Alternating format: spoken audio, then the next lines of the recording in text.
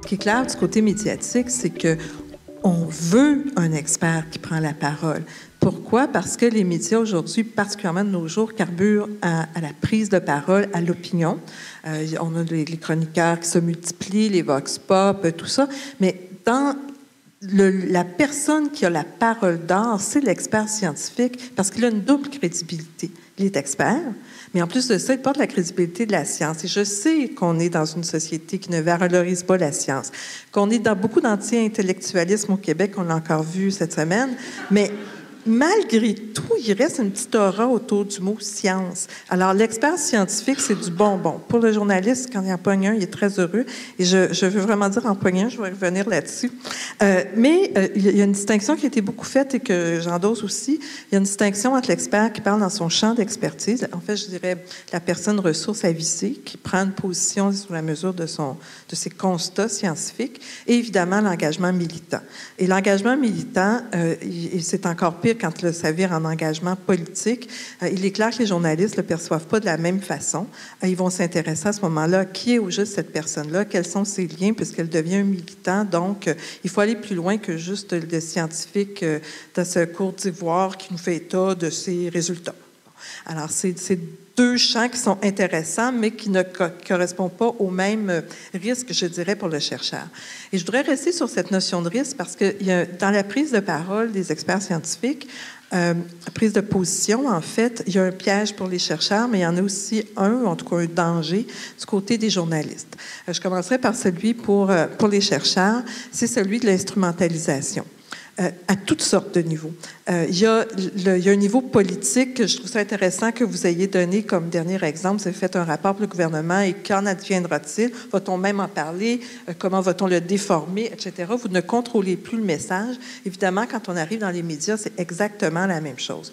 Le scientifique doit s'attendre à ne pas contrôler le message parce que le journaliste, on va lui demander de faire, par exemple, le tour d'une question. Donc, il va parler à d'autres personnes. Vous ne savez pas à qui il a parlé. Vous ne savez pas ce qu'il va garder de ce que vous allez dire. Vous ne savez pas contre qui va vous confronter. Vous allez le savoir quand vous allez voir le topo ou quand vous allez lire l'article dans le journal.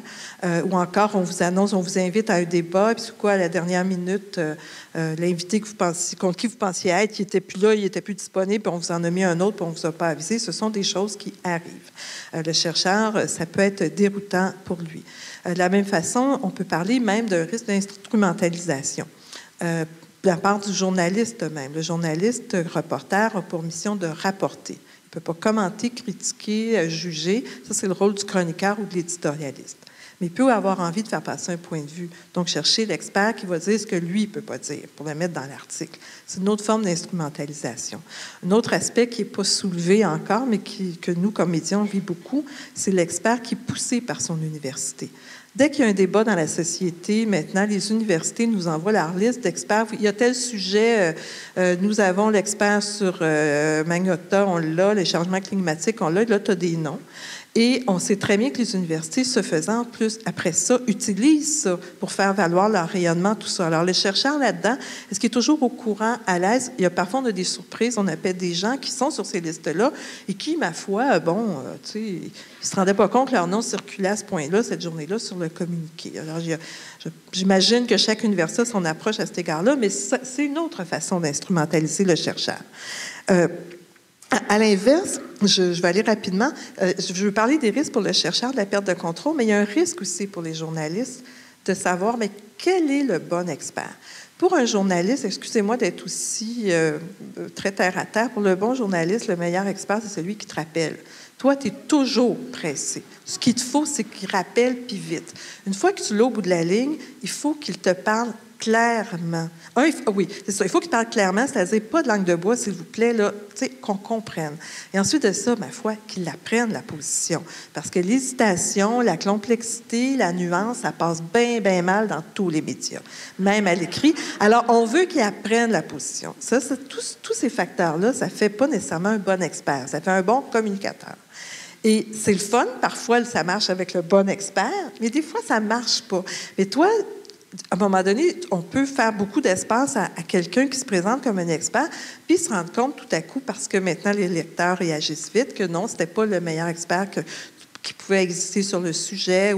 Donc, le journaliste aussi, parce qu'il doit aller vite, parce qu'il est généraliste, très peu de journalistes sont spécialisés au Québec, et aussi parce qu'il a, ou encore il est jeune, tu sais, il ne connaît pas bien. Puis on lui a demandé de faire un article sur la toxicomanie. Bon, ben, qu'est-ce que tu veux? Il part avec ce qu'il trouve. Alors, ça, c'est aussi, cette relation-là dont vous parliez au début, elle est assez complexe et c'est pas évident de faire rencontrer ces deux logiques-là.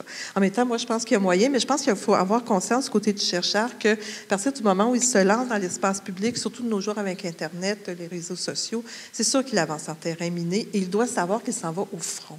On peut s'équiper pour aller au front, mais on s'en va au front.